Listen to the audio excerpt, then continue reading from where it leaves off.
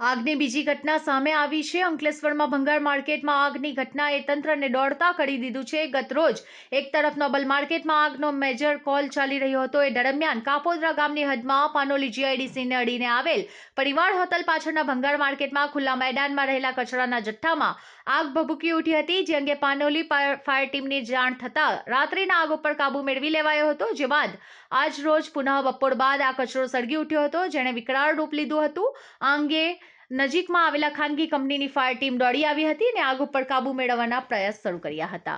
Panoli fire team સ્થળ ઉપર દોડી આવી હતી. આગ ઉપર કાબુ મેળવાયો હતો. ઘટનામાં ખુલ્લા પ્લોટ અને ગોડાઉનમાં વિપુલ માત્રામાં ભંગાર અને વેસ્ટનો જથ્થો પડ્યો હતો, જેને લઈ આગ વધુ ફેલાઈ હતી.